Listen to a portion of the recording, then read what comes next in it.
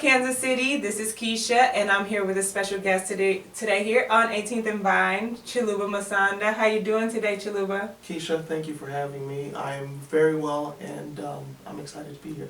Thank you, Chiluba, for being here. Tell the world, tell Kansas City about yourself and why you're here today. Well, thank you again. My name is Chiluba Musonda, and I have the pleasure of serving as the Executive Director of the Brewster Watkins Cultural Heritage Center. I've lived in Kansas City for about 13 years. Given my interesting name, I am from the nation of Zambia, which is located in southern Africa. I came to Kansas City back in 2004 and haven't looked back ever since. I've fallen in love with this city. Kansas City is my home away from home, and I recently published a book entitled Home Away from Home, talking about my journey from Africa to America. Well, congratulations on the release of your new book. What inspired that story to be told, the journey from Zambia to Kansas City? Yeah, another good question there. You know, I used to get several questions from people when I first came into Kansas City. What's life like in Africa? Why did you come here? Where did you learn how to speak English? And I just thought it was my duty to share my story and my journey to open people's eyes to life in Africa. Above all else, I also wanted to give a report card to my mother, who was so instrumental in me coming to Kansas City. It was really her idea for me to come to the United States. So I wanted to put down all of my thoughts and experiences and what I went through on a day-to-day basis for her. And I kept a journal throughout my college days as an undergraduate student. And little did I know that would form the basis of this book, which was released in 2015, and I've been able to sell several copies out there, and people like the book so far. Wow. So what is life like in Zambia? Sure. You know, when it comes to life in Africa, I guess you would get a different answer from different people. But my life in Zambia was pretty much a good life, and I say that because I was fortunate to have both my parents in my life. Both my parents worked steady jobs, so they gave me what I would like to think was the best possible life in Zambia. I was fortunate enough to go to good schools. I was fortunate enough to play sports. I had friends. I was able to go to sleepovers. I was able to eat well. And all credit goes to my parents, in particular my mother. They gave me such a good life, which formed the basis of who I am as a person today. So life was pretty much simple back at home. I love my soccer. I love my sports. I love my music. What's interesting is I spent a lot of time back at home following life in the United States. I used to watch CNN. I used to watch MTV Cribs, was one of my favorite shows, and all of my heroes lived in the United States. So life was pretty much normal, at least from my perspective. So why Kansas City? Great question. So back in 2003, I'm getting ready to graduate from high school. My mother makes the decision that I have to leave Africa. I have to study abroad to get exposed to a different culture, to a different world. And I had already made my decision of, as soon as she said you're leaving Africa, America was the only place where I wanted to go, because I thought I was going to Hollywood. I thought I was going to touch down and get a big car with big rims and have 10,000 girlfriends, because that's what my heroes, that's what Nelly, Nas, Jay-Z showed us on TV. So as a young man in Africa, I'm thinking that's the life I would come to live in the United States. So to get back to your question on why Kansas City, I applied to 4 different colleges in the United States, and let me tell you how random they were. I applied to Colgate University in the northeast of the country, the University of Utah in Salt Lake City. I applied to Southern University in Baton Rouge, and I applied to the University of Missouri, Kansas City. Of those 4 schools, UMKC was the first to respond with a full admission packet. So at that point, my mother turned to me and said, "It is destiny, you have to go to Kansas City." The other schools never quite got back to me, but Kansas City, UMKC in Kansas City was the first to respond, and the rest is history, as they say. Okay. So have you gotten a chance to travel across any other places in the United States? Absolutely. I think I've been to 15 different states, California, New York, Florida, Boston. Definitely been to the states that are surrounding Missouri as well. I love the United States, but Kansas City is definitely home. Right, I was gonna say, so have you noticed anything different about Kansas City, and what after traveling to all those states would make you stay in Kansas City? Yeah, it's a great question, Keisha. Kansas City reminds me a lot of home. You know, I'm from a big city in Zambia. The name of the city where I was born is the capital city called Lusaka. It has a population of close to 2 million people, and it's pretty much laid back. When it comes to weather, which is the biggest difference, given that we're in winter right now, Oh yeah. in Zambia the weather is pretty much the same. There's a hot and dry season and a rainy and wet season. So adjusting to the weather was the biggest difference. But why Kansas City is so similar to home is just the pace of life. I felt when I went out to New York or when I went out to LA, that seemed more hectic, and Kansas City just seems more laid back and more of a better fit for my personality. Okay.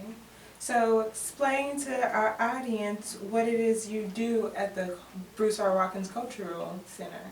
Yes. I have the distinct pleasure and honor of serving as the Executive Director of the Brewster Watkins Cultural Heritage Center. The mission of the center is to celebrate and commemorate African American pioneers in the Kansas City area, at the state level, and also at the national level. So our focus is African American history. What I do in my role as the director is not to tell the story of African Americans. It is to provide the access point where African Americans can come together and tell their story. I like to think of myself as a high-level custodian. I am the guy who makes sure with my staff that there is a place where the community can come in, congregate, and have forums, have historical lectures, listen to different types of individuals who are talking about things that are pertinent in the African American community. Our doors are open Tuesday through Saturday from 10 a.m. to 6 p.m. And again, my job is just to make sure that my staff and that the facility itself is there for people to have a place where we can commemorate and celebrate African American history. Okay, so if I'm understanding this right, this is a center where the community comes and holds a meeting place and a convening place for their events and their needs, not necessarily a place that dictates what the community needs and what the community should like to see. Absolutely. And you know that, if I may, let me expand on that point. That is so near and dear to me as an immigrant. You know, the biggest mistake I would ever make in my role is to try and tell the African American story in the United States. I'm an immigrant. I've only been here for 13 years. My job, and in my role in the center as well, is to provide that facility where people feel comfortable. You know, Mr. Watkins was the first African American to be elected on the city council here in Kansas City. And one of the biggest initiatives he worked on while he was at City Hall was the Public Accommodations Act, allowing African Americans access to public facilities. So in keeping up with his work and his legacy, I try to ensure that we are doing the same thing, that there is a public center, a public location where people can come in. If you want to do some poetry, if you want to do a play, if you want to host a forum that is tied into African American history, the Brewster Watkins Center is the type of center that people need to come by and visit. So again, it's in keeping up with the work of Mr. Watkins. We want to hear from the community. We want the community to start up those ideas, and we will be that location to provide space for you all. Right. I'm also somewhat an immigrant to Kansas City, moving from Chicago. Right. So learning about these types of places are so important in our community, especially with the recent election that's just gone on and how divisive that was. People are feeling like they need to step up and do a little bit more, and so having a convening place like this, the Brewster Watkins Cultural Center, well, people, we've had it, but people knowing about it and knowing how to organize things like that is so important in the community. Do you see the Brewster Watkins Cultural Center providing a new space for the wave that's going on in our country, where African Americans are trying to come together a little bit more and figure out what's going on in our community? Absolutely. I think our center and many other community centers in the city have a responsibility to allow people to come together and congregate, to make plans, to create programs that can reach out to the rest of the community. Speaking about the election, if there's one thing that I took away from the 2016 presidential election, is that every one of us, as residents of this great city, as citizens of this great nation, we all have a part to play. Right. We cannot take things for granted. We have to learn to communicate with one another. We have to reach out to people who seem disenfranchised, disconnected. And the reason why myself and my staff are going out to different entities such as this wonderful location that you have here is we want to spread the word. We want to play a part. We want to make sure that everyone is aware what our center is doing, and we want to let people know that we want to be the community's partner. We want to be there when people are making those key decisions, when people are coming together to make decisions about their lives. And above all else, I think, and I forgot to mention, I think it's important for me to state that the Brewster Watkins Cultural Heritage Center is also a museum. On our second level, we have a dedicated space where we show different traveling exhibits. And those exhibits, believe it or not, that history that is showcased on our walls and in our cases as well, display cases, is tied to what is going on today. Nothing happens in today without some reflection point in the past. So the Watkins Center as well is a key partner with the community through the Department of Kansas City Parks and Recreation to allow people to have these discussions and these forums and these meetings where people can get educated and do more for their families and for the community. Okay. What about the cost of meeting at the center? How is that decided? Sure. So it's free admission. And, Wow. like I stated earlier, our hours of operation are Tuesday through Saturday from 10 a.m. to 6 p.m. When we put up our exhibits or any artwork, we invite everybody to come through during our hours of operation at no cost. There are some events in which people would want it to be more exclusive or more private, where a cost is involved. But from the standpoint of the center itself, we do not charge individuals any fees for coming in. And the reason why is we are a public facility that is state-owned, owned by the state of Missouri, but operated by the Department of Kansas City's Parks and Recreation. So our goal, again, we're already funded by taxpayers. It would almost seem like we're double dipping if we charge people. So there is no cost. The taxpayers, you and I, are paying for that center. So we want to make sure we leave it as open and as accessible to everyone as possible. That's amazing. I mean, we say we need these places, we need things. Well, sometimes we have them right in our backyard and we just don't know about them. So I really appreciate you coming to let Kansas City know about something, a jewel that is actually in our backyard and free. Absolutely free. And free. Absolutely. And that's another perk. So is there any groups that would hold regular things there that you could let the city know about? Absolutely. There are a lot of public hearing meetings that are initiated from City Hall that come through our facility. These are types of events where City Hall pushes out information for people so they can come, and they're usually public hearings. And those are posted throughout the different websites throughout the city.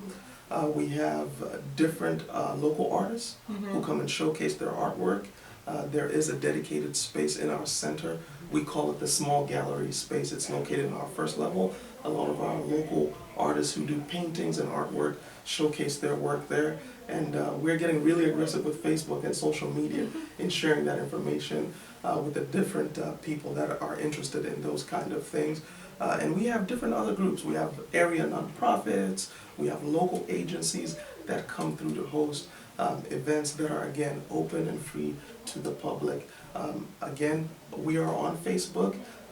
You could Google us, type in, Brewster Watkins Cultural Heritage Center, and our information on Facebook and on our website will show up as well. And we're also can be contacted. Our phone number is 816-513-0700. Again, and my staff and I are there every day when we're supposed to be working, trying to make sure that people have a place to congregate and meet, and also a place where people can learn about African American culture and history.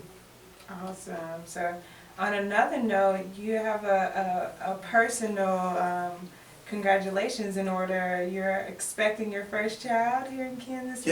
Yes. If everything goes well, my beautiful wife and I, Leslie, is expecting a child in May.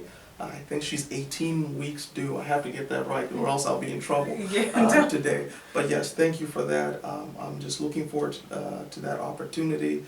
And I was fortunate enough to have good parents. My mother was an individual who played a big role in who I am as a person today. She attended all those PTA meetings. She was there helping me with my homework, and so was my father as well.